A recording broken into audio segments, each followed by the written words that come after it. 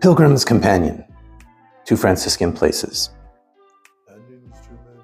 Franciscan Pilgrimage Programs. The Assisi Experience Introduction. Welcome. Dear Franciscan Pilgrim, peace be with you. You are soon to begin a pilgrimage that you may have dreamed about for years. We welcome you and pledge ourselves to your service. Since we are traveling in the spirit of St. Francis and St. Clare, we turn to their words to seek form for our journey. Wherever the brothers and sisters may be and meet one another, let them show that they are members of the same family. Let each one confidently make known his or her need to the other. For if a mother loves and cares for her son according to the flesh, how much more diligently must someone love and care for a brother or sister according to the Spirit? When any brother or sister falls sick, the other brothers and sisters must serve him or her as they would wish to be served themselves. Wherever the brothers or sisters may be, and in whatever place they meet, they should respect spiritually and attentively one another, and honor one another without complaining. Let them be careful not to appear outwardly as sad and gloomy hypocrites, but show themselves joyful, cheerful, and consistently gracious in the Lord. I counsel, admonish, and exhort my brothers and sisters in the Lord Jesus Christ not to quarrel or argue or judge others when they go about in the world, but let them be meek, peaceful, modest, gentle, and humble, speaking courageously to everyone as is becoming. What you hold, may you always hold. What you do, may you always do and never abandon, but with swift pace, light step, and unswerving feet, so that even your steps stir up no dust. May you go forward securely, joyfully, and swiftly on the path of prudent happiness, not believing anything, not agreeing with anything that would dissuade you from this resolution, or that would place a stumbling block for you on the way, so that you may offer your vows to the Most High in the pursuit of that perfection to which the Spirit of the Lord has called you.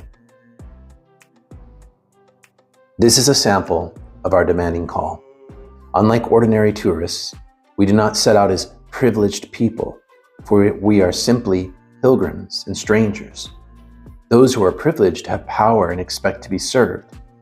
Those who are little recognize themselves as servants and try to carry one another's burdens. The pilgrimage is not exactly a vacation. It is moving out of one's known environment into another, and at the same time, a moving out of one's ordinary mindset into another in order to know Christ Jesus.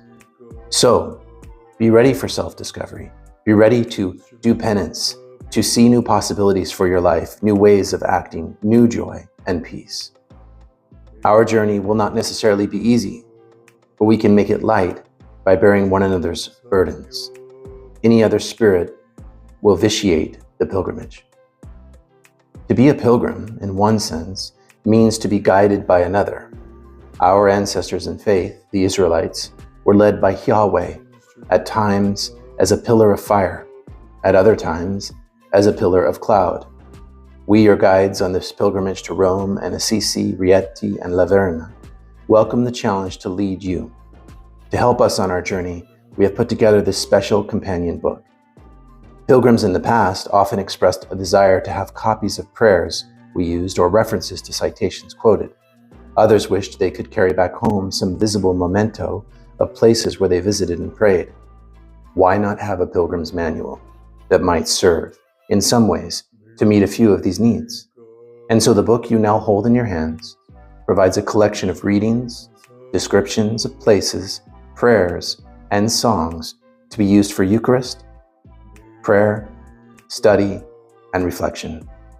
Though by no means a substitute for our personal presence to you as your guides, this book nevertheless will serve as a useful companion and a handy reference to all that will take place during our days together. We go forth in peace and in prayer for each other. The Pilgrimage Staff. The Assisi experience of spirituality of place. Does geography have anything to do with spirituality? Keith Warner asked. In Franciscan spirituality, he answers, it does. The late Eric Doyle had also addressed the issue when he wrote that in addition to the writings of St. Francis and the early written sources about him and his message, there remains still one more source, the city of Assisi itself. It is one of the holy places of the earth. Additionally, Doyle proposed that anyone who wanted to penetrate the mystery of St. Francis really ought to visit Assisi.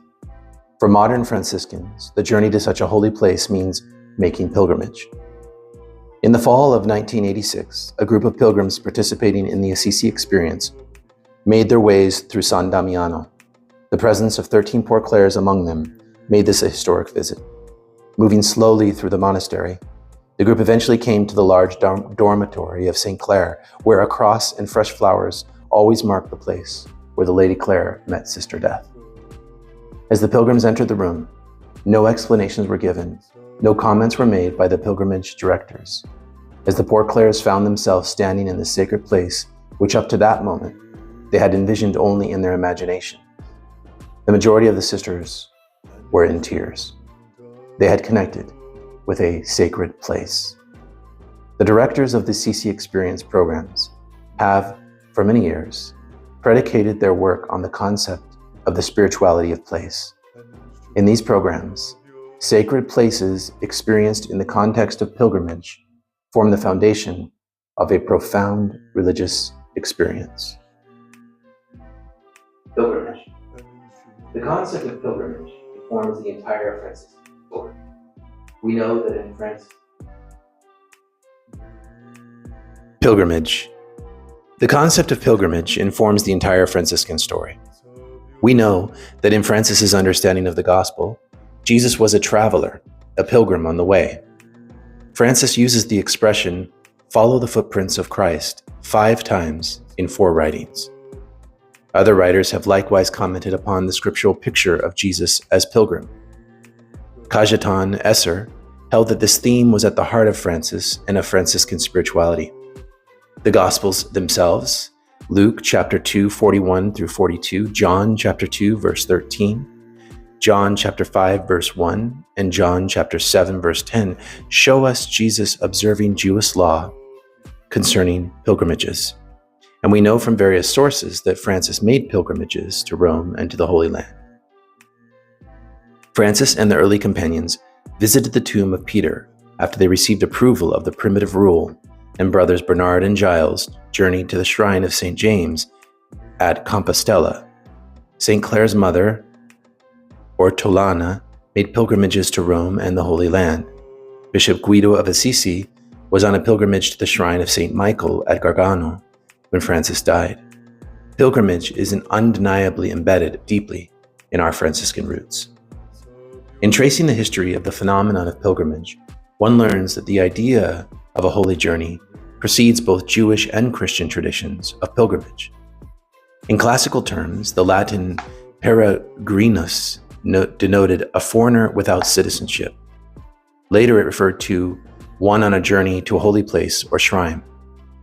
The earliest attestation of a Christian pilgrim identifies Alexander, Bishop of Cappadocia, as going to Jerusalem to pray and know the holy sites. After 313, the year of civil recognition of Christianity, the Holy Land journey became the source for all other devotional journeys. In the patristic era, becoming a pilgrim was considered on par with the monastic state. In the following centuries, peregrinatio acquired heavy connotations of an ascetic wandering of the earth in exile, seeking a heavenly homeland. By the time of Gregory the Great, it had been deepened to include an inner desire and subjective experience, according to Warner. Benedictism and Bernard of Clairvaux moved the idea of pilgrimage to a journey one undertook in the heart and need to keep oneself unentangled from the snares of the world. Irish monks proposed pilgrimage as a penance for sins. By the 11th century, the notion of pardon had been attached to visiting a specific shrine. When Francis exhorted his brothers to live as pilgrims and strangers in this world, he summoned images of Abraham, Jesus, and the holy men and women of the early Christian tradition. Indeed, the idea of pilgrimage to the Porsun Kola in Assisi, each August 2nd for the Feast of the Pardon, is built upon the larger Christian context of pardon for one's sins. Francis did not conceive of pilgrimage as exclusively an inner journey, but as an inner journey which corresponded to an outer one.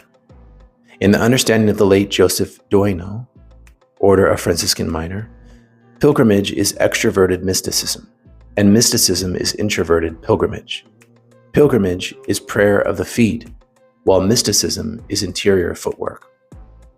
Doris Donnelly, a contemporary Catholic writer, further expands our notion of pilgrimage when she writes, "Most pilgrims who undertake physical pilgrimages understand that it is their own interior incompleteness that leads them to seek contact with holy places and persons to do for them what they cannot do by themselves, to deliver them from fragmentation and effect a glimmer of wholeness which invariably opens onto God."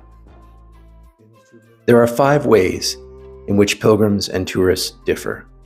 The distinctions between tourist and pilgrim are worthy of consideration here. Number 1, pilgrims perceive an internal dimension to pilgrimage, while tourists are concerned with the external journey alone. Number 2, pilgrims invest themselves, tourists avoid personal commitment. Number 3, the focus for the pilgrim will be affected by the pilgrimage. Tourists seek to remain untouched on a deep level by their experiences. Number 4, both the journey and the arrival are important to the pilgrim, while only the arrival matters for the tourist. And number 5, community is formed for pilgrims. Community is not a desideratum for tourists. It seems that a deeper understanding of pilgrimage would serve well the people of God of the post-Vatican II era. Our life is a Christian spiritual journey. We are a pilgrim church. Lumen Gentium 48. Sacred place. Beyond the notion of pilgrimage, a second concept holds our attention in the Assisi experience. Recalling the 1986 visit of the poor Clares to the dormitory at San Damiano, we see an instance of immediate apprehension of and encounter with the sacred place they had encountered. The place where St. Clare slept, where she had spent many days and nights in a convalescence from illness, and where she was embraced by Sister Death on August 11, 1253. These events and the place coalesced into a most powerful moment for the Clares. Their tears gave witness to the depth of their experience with the spirituality of sacred place. James Postel, teacher and architect, provides a rich explanation of sacred place. Sacred has to do with both an inner and an outer presence, a spiritual power, an intersection of heaven and earth. Place implies human significance, human action derived from history, belief, ritual, and everyday activity. According to Postel, sacred places are perceived as sacred and serve to mark important geographic, cultural, political, and religious transitions involving spiritual power. As such, their presence requires an attentive eye, an open mind and heart. One of the first lectures presented to pilgrims in the Assisi experience explains the focus of the pilgrimage, the spirituality of place. In bringing the pilgrims to so many places associated with the lives of St. Francis and St. Clare, the directors invite the pilgrims into an experience of the spirituality of these sacred places. Each pilgrim has a copy of the Pilgrim's Companion, a book containing excerpts of Franciscan sources, as well as prayers, rituals, Eucharistic celebrations, and historical background on each Franciscan site in Rome, Rieti, Assisi, and Laverna. Equipped with the Pilgrim's Companion and guided by the staff, pilgrims are invited to participate in an unfolding process at each of the sanctuaries. First, there is the historical visit. Upon arrival at one of the sanctuaries, a staff member guides the pilgrims on an extensive historical visit of the sacred place. This is followed by the prayer experience.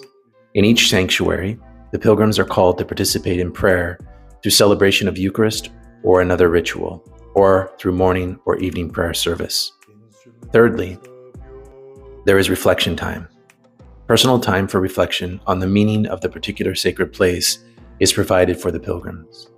Always, the pilgrims are advised that the staff will be able to do the first two parts of the process with them, but the third part, the reflection, can only be done by the pilgrims themselves. It is precisely in reflection that the spirituality of the sacred place unfolds and is experienced. Dr. Ewart Cousins writes of what he calls the mysticism of historical event. During the Middle Ages, there was in Western Europe an immense transformation in popular devotion, with a new focus on devotion to the humanity of Christ and the historical events of Christ's life. Religious sensibility of the era desired to imagine and reenact these events and imitate Christ in the concrete details of his earthly life. According to Cousins, it was Francis of Assisi, more than any other saint or spiritual writer, who helped transform religious sensibility this way. This use of imagination has consequences for a spirituality of place. For each pilgrim, the meaning of a given place is colored and shaped by her or his own personality type, just as it was for Francis. When one looks at the types identified in the Myers-Briggs preference indicator and attempts to apply them to St. Francis, it may be conjectured that Francis was probably ESFP, extrovert, sensate, feeler, perceiver. He exhibited all the marks of the SP temperament, which is characterized by an attitude of openness and willingness to go in any direction the Spirit calls. As SP, Francis was especially interested in the events, and therefore in the places of Jesus' life. The events surrounding Jesus' birth, his hidden life, his baptism, his miracles, his passion, death, and resurrection will hold special interest for the SP. When a modern pilgrim moves into the reflective stage of the process described above, she or he is already situated in a sacred place and is prayerfully pondering historical events that happened there. Cousins considers this type of meditation a form of mysticism, the mysticism of a historical event, that is a distinct form of contemplative mystical consciousness, whereby one attempts to enter into a significant event of the past in order to tap into its spiritual energies. The events of Francis's or Claire's lives offer opportunities for each pilgrim to enter into a mystical experience. According to Cousins, how should one assess this form of meditation? It is a mere exercise of imagination? Or is it rooted in deeper levels of the psyche and in the very structure of human existence? I believe that it is rooted in the very historicity of human existence, and that it activates the levels of the psyche whereby we draw out the spiritual energy from a past event. There are others whose work supports such comprehension of reality. Historical events do not occur in a vacuum. They happen in places. Therefore, both event and place are conduits of spiritual energy, even in the postmodern world. A fine example of someone who experienced spirituality of place is Thomas Merton. In an insightful analysis of Merton's spirituality of place, Wayne Simzik maintains that Merton did not want to simply occupy a place. He wanted to be at home in it, dwell in it. Through a solitude grounded in Christ, he discovered power and energy in the place itself. He found himself pulled toward places not so much out of emotional need or because he knew the place, but because the place knew him. According to Simzik, Merton had also remained open to the energy of the earth. This resonates with Franciscan spirituality, especially when one thinks of our sister, Mother Earth. Simzik identified two interesting elements in Merton's spirituality of place: the telling of stories and the enactment of rituals.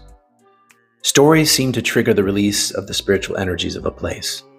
According to Simzik, Merton found that people who live close to the land embody their wisdom in stories. Stories preserve their relationship with the land and with the natural order. In fact, Merton's own stories connected with Gethsemane Abbey reveal the sacredness of the place to him and act as a reminder of the spiritual landscape hidden within the physical landscape. Stories knit his soul to the landscape, deepening his appreciation of and familiarity with it. In a similar vein, the Assisi experience makes constant use of stories from the rich storehouse of Franciscan sources. As the pilgrims move from place to place, they are encouraged to read these stories which recall the events of a larger Franciscan story. Merton's rituals, according to Simzik, anchored him in landscape and rooted him in the ground of mystery, so that earth and sky stood within a deep primordial relationship with him. Each gesture and action of ritual filled space with meaning and became signs of his relationship with sacred space. The Assisi experience incorporates ritual in visits to the Franciscan sanctuaries. Many times, the ritual itself facilitates the release of the spiritual energy of the place in a way that lectures, homilies, or historical input are unable to accomplish. A word about the most significant Christian ritual of Eucharist. One of the strongest elements of Christian pilgrimage is the centrality of the Eucharist as the ritual that commemorates the roots of the community and reestablishes the identity of pilgrims and companions, breakers of bread. Over the years in which the Assisi experience has matured, rituals, especially the ritual of Eucharist, has played an increasingly important role in the experience of the spirituality of place. Celebration of the Eucharist at the various holy sites helps sustain a focus on Jesus Christ, the heart of the pilgrimage. Staff members consciously allude to how the lives of Francis and Clare constantly and unwaveringly point toward and confirm to the life of Jesus Christ. Among the sources cited, two stand out. Thomas of Celano describes Francis as always occupied with Jesus. Jesus he bore in his heart, Jesus in his mouth, Jesus in his ears, Jesus in his eyes, Jesus in his hands, Jesus in the rest of his members. Bartholomew of Pisa, near the end of the 14th century, wrote the Book of Conformities, in which he describes how Francis was conformed to Christ. Assisi pilgrims come to understand that the deepest reason for their journey to Franciscan Italy lies in their ability to see how the lives of Clare and Francis point consistently to Christ. Every pilgrim is on his way to meet Christ, or her way to meet Christ, and to discover the glory of God in the face of Christ, even the crucified Christ. Conclusion. In light of all that has been said, if we return once more to the experience of the poor Clares at San Damiano in 1986, it is clear that the events which occurred in that sacred place, especially the death of St. Clare, were already part of the meditation of these women before they entered the dormitory. The historical events that had happened in the rooms centuries before effected a release of spiritual energy in each of them, bringing them to a mystical experience. When they found themselves in the sacred room, the place itself released its own energy, which brought them to tears, the external expression of a powerful interior movement. I recognized this movement because at one time, I was privileged to accompany the late Carol Stuhlmuller, CP, on pilgrimage to the Holy Land, at the church called Dominus Flavit, the Lord wept. Luke chapter 19, verse 41. Stuhlmuller gave a lecture on the theology of tears. In that lecture, he proposed that in the experience of tears, there is a movement of God. The poor Clares at San Damiano underwent a profound experience of the spirituality of place, encountered a release at San Damiano's own spiritual energy, and entered into a mystical experience discerned by their tears. Each Assisi experience eventually comes to an end. The pilgrims pack their luggage, usually a bit heavier than at arrival, for the return home. The biggest item taken home, however, is the collage of memories, which in the words of Thomas Rosica, weigh nothing, go easily through customs, and can be enjoyed for a long time. It is the memories of sacred events, sacred places, and sacred experiences that will enliven the continuing pilgrimage through life toward the final homeland. Andre Serino, Order of Franciscan Minor.